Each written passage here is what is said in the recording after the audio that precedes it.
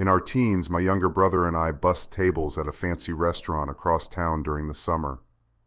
On one of the busiest nights, the manager offered us extra hours and a free dinner to stay later and help clean. Being so young and naive and with no law saying we couldn't back then, we happily agreed and didn't end up leaving until 3 a.m. My brother drove, and we just quietly listened to the radio. Then, I started hearing a buzzing sound. I figured it was either static on the radio or noise from the engine, but it also kind of sounded like humming because it was so melodic. Perplexed, I turned down the volume and asked my brother if he had heard it too.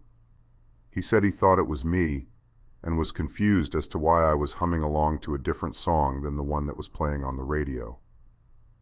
By the time I said, "Not me," he'd slammed on the brakes. We both looked around to see what crossroad we'd reached. We looked to the right and found ourselves right in front of the cemetery. The humming didn't stop when the radio was turned down, and it distinctly sounded like it was a little girl's voice. After the initial shock wore off, we both screamed in unison and I yelled, "What are you doing? Go!" When we got home, my mom was already awake, having her morning coffee. My brother insisted we hold her rosary and say a few prayers for whoever shared a tune with us just to be safe. The most eerie part was that, as soon as we passed the cemetery block, the humming completely stopped. The worst part for us, though, was that the manager never did honor his free meal promise. My fiancé and I were in Nashville touring wedding venues. Afterwards, we visited Broadway and checked out the bars and live music, and were both a little tipsy. We called it an early night as we had to drive home to D.C. the next afternoon and went back to our hotel room around 7 p.m. We took a nap. Then around 9, we ordered takeout and ate in the room, talking about the day. Our hotel room was set up a bit oddly. The front door opened into the sleeping space, and past the bed was the living room, separated by protrusions coming from the wall. My fiancé went to sleep, and I stayed up for a bit scrolling on my phone. I don't know what time I eventually went to bed. At some point in the night, I woke up on my side, facing the living room. I felt like I was being watched. I opened my eyes, and there was a shadow person tucked into the protrusion separating the rooms. I felt like they were staring at me. I've had paranormal experiences before, so I wasn't immediately terrified. They were about 5'7", with shoulder-length curly or poofy hair. Think a silhouette of Sirius Black. I acknowledged them and told them they could stay if they were respectful and minded their own, and that we would be out of their space in the morning. I rolled over, hugged my fiancé, and went back to sleep without incident. We checked out of the hotel, got breakfast, and hit the road the next morning. It was pitch black as we were driving through mountains when my fiancé said, "Oh, I forgot to tell you about this dream I had last night." He proceeded to tell me that he was dreaming that he opened his eyes and there was a figure standing over him, nose to nose, almost inspecting him. The dream then shifted, and he was now watching himself and the figure from a third person's perspective. He said that the shadow figure was mirroring him when he moved to get around it. It mimicked him and blocked him so he couldn't get to me and he couldn't get away. My heart was pounding when I asked him what it looked like. He said it was hard to tell because there weren't identifiable features. They were a shadow, but they did have distinct poofy hair that reached its shoulders. I was shocked. I told him that I had never planned to tell him what I had seen because I knew he got uncomfortable when I did that kind of thing, and I thought it had left us alone. But I then told him how I had seen the same figure in the corner of our room. We were both shocked, and needless to say, we did not go back to that hotel on our wedding planning trips to Nashville. When I was in my early 20s, I went with 2 of my friends to a club in downtown Austin. We had a great time, and the 3 of us closed the place, as they say. All 3 of us were dating guys who were in the same band, and we were going to meet them later, after their gig at a cafe that stayed open 24/7. We left the club just after 3 a.m. and walked down the street, heading towards my friend's parked car. Since it was a weekend, Parking was difficult to find. The lot where she had parked her car was about 6 blocks away. Before long, 2 men approached us. Both of them looked to be around 30. One was rather quiet, and the other one was flirtatious and rather loud. He kept asking us, "Where's the party?" We didn't say much to him. At one point, when he asked where the party was, one of my friends told him firmly, "The party is over." He seemed agitated by her remark. At one point, he reached out to touch my other friend's hair, and she told him to stop. He seemed insulted by that. Then he reached over and touched me on the shoulders, saying I was dressed like a slut because I obviously wanted a man to take my clothes off. He was so creepy. At that point, the guy who was with him said, "Roger, let's go. Leave them alone, Roger." Then I made a rude remark to that guy, Roger, because we were all sick of him. He became angry and said, "Say that again and I'll punch you in the face." The guy was obviously unstable, and he made us very nervous. Thank goodness we noticed a police officer across the street standing outside a parking garage. We headed towards the cop even though it was not in the direction of my friend's car. Roger's friend was already gone, but he continued to follow us, spewing curses and insults at us. Suddenly he saw the police officer and apologized profusely, saying, "I'm sorry, I was only joking around." Then he said, "Have a good night." All 3 of us began to tell the police officer all about the man who was harassing us. The police officer asked, "Where did he go?" When we turned around, he was gone. We didn't even see him in the distance. The officer offered to drive us to my friend's car, and we politely declined. We thanked him, walked to her car, and then drove to the restaurant. Our boyfriends arrived soon after that. We mentioned the creepy guy named Roger and told them about the terrible things he had said to us.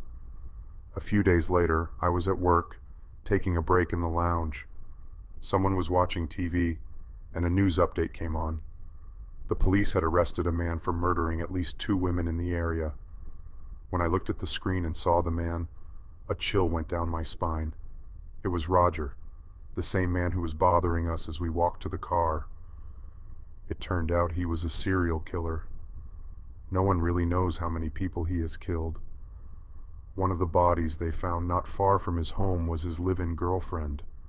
I had many sleepless nights after that experience. When my grandma died, my dad became the caretaker for her log cabin. It wasn't particularly old, but I'd always been creeped out visiting my grandparents there. The moment he moved in, strange things started happening. The very first time we visited after he moved in, we got there pretty late at night. My dad told my brothers and I that he'd be right back, as he just had to grab something from the barn. The only lights outside were dim porch lights, and halfway between the barn and cabin, which was a good distance away, there was a single overhead light.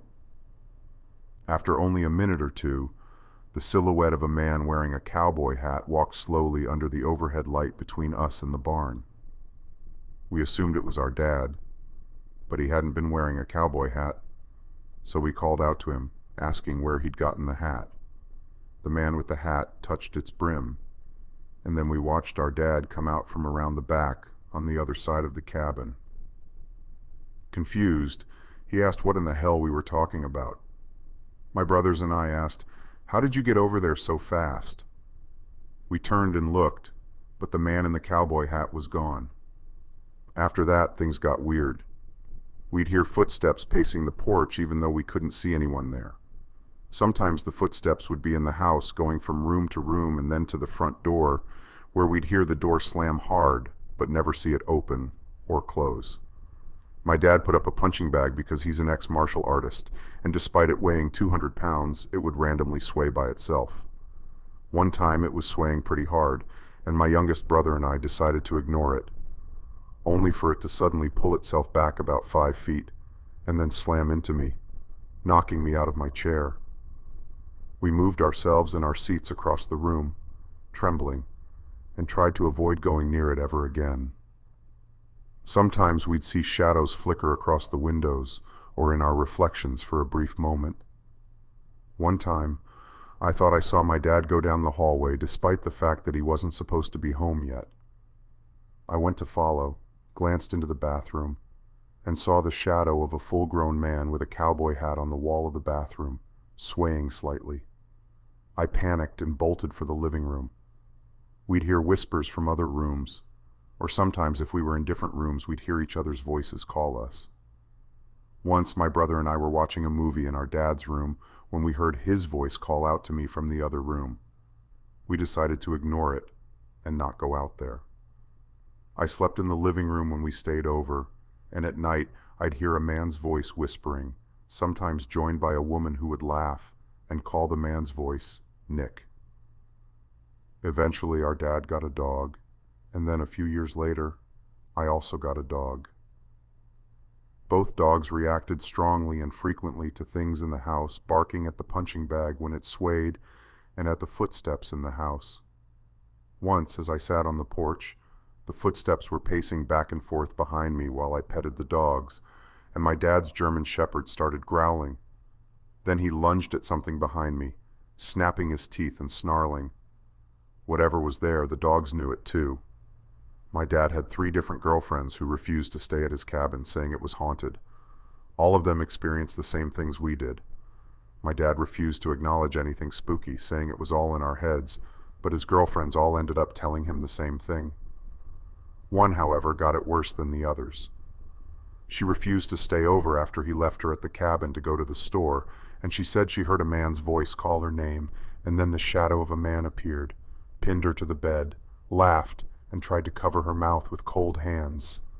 She was so terrified after that she never ever went back to the cabin. I had just put my 1-year-old down for a nap in his crib and went downstairs to relax for a bit. We had a baby monitor, and after a few minutes I heard a deep, low voice on the monitor. It was mumbling.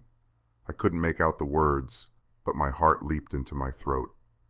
My husband was at work, and there was no one else home except me and my son. I ran up the stairs and yanked open his door. No one was there with him, but the sound continued. Then, I realized it was a stuffed animal among his other toys in a net sling we kept in the corner of his room. This one was a toy I'd bought my nephew 10 years prior when he was a baby. My sister-in-law had given us a number of his gently used items, including this. I heaved a sigh of relief and retrieved it before it could wake up my baby. I was laughing at myself over my panic, having thought there was a man in my son's room. This particular toy was a talking toy that would say phrases when you'd press its hand or tummy. This time, though, its voice was low, not like how it normally sounded. I figured the batteries in it were pretty old, so I opened the battery compartment, and it was empty. That thing was still moving and talking in my hands somehow. My heart was about to beat out of my chest. I leaped up again and immediately took it outside to the garbage can. I'm an engineer. I could understand if there was latent energy, perhaps even from a static charge that might make a device move or make a sound for a moment or two. But that thing was still making its deep, creepy voice sound as I threw it in the trash bin. I was unsettled for the rest of the day, and honestly, it still creeps me out 30 years later just thinking about it. My grandmother lived in a very old house. Something about it always gave me the creeps. One day, when I was visiting, I was about 14 years old at the time, I wanted a can of Coke, which was stored in the cold room in the basement. Cold rooms were common in older homes, and hers acted as dry storage for canned goods and other kitchen items. Anywho, I bebopped my way down the basement stairs to the cold room door, turned the crystal doorknob, and was not expecting what was on the other side. There was a little girl standing 3 feet away from me. Her skin was green-gray, and she was wearing an old, tattered dress. We just stared at each other for a couple of seconds before I slammed the door. I looked into the skeleton keyhole to see if she was still there, and she was. Her eye was right up against the other side of the keyhole, looking back at me. I never spoke about it until years later with my aunt, who grew up in the house. She casually responded with a, "Yep, that's Trinity. I would see her all the time, too. Nobody ever believed me because they never saw her." Needless to say, I'm 34 now and remember that day like it happened yesterday, and I never got my Coke. So this is about sleep paralysis. or maybe something worse. There was a period in my life around my freshman year of high school that I was super depressed and suffered from it greatly. I was always sleeping when I got the chance and always rotting away in my bed. When I say I slept a lot, I mean a lot. And I had never ever had sleep paralysis before. It all started this one week, right after my brother, who was living in the house, still had just got into some bad stuff with the police and overall was becoming someone else who scared me. He was really into tarot cards, and eventually I was too. He told me the night after he had done some very illegal stuff like robbery and other things. He said when he got home he had this feeling he just had to read some tarot cards for himself. He had asked himself and God, am I making the right choices? OFC, he wasn't. Also, he wasn't religious, and I thought it was strange. And he asked, who is on my side right now? The card he had pulled was the devil card. He got really scared and immediately went to bed. When I was being told this story, I got chills, and I had already had this feeling like something in my brother had completely changed. A day or two later, I experienced sleep paralysis for the first time. I woke up stiff as a board, paralyzed. I didn't experience anything too scary at first, but it was still frightening as I had never experienced it before. I would take naps during the day and wake up with sleep paralysis. It turned into almost every time I fell asleep, I would wake in sleep paralysis, and I constantly would wake up between 3 a.m. and 4 a.m. It was always the same thing, a black shadow waiting and watching me in a corner. I felt like I was losing my mind, and I was too scared to tell anyone because I feared they would think I was crazy. My family has a long history of mental illness. During all this, I had a friend stay over one night, and we were just smoking and vibing and eventually passed out. Around 3 a.m., we both suddenly woke at the exact same time with no alarms and no sounds that would have woken us up. The first thing she said was, I'm sorry, I can't help it.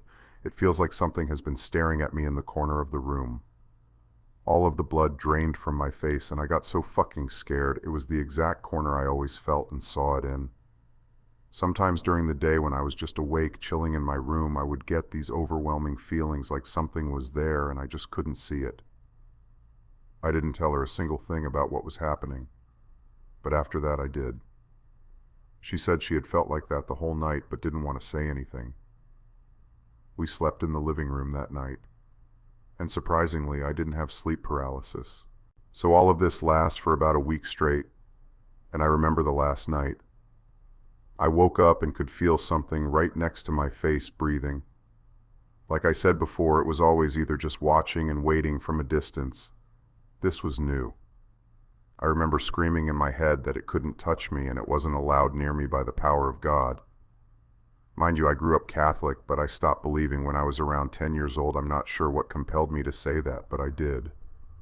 I remember it saying back, which again was terrifying as it hadn't talked to me before, and it says to me in a distorted, fucked up voice, "Watch me, and you really think I can't."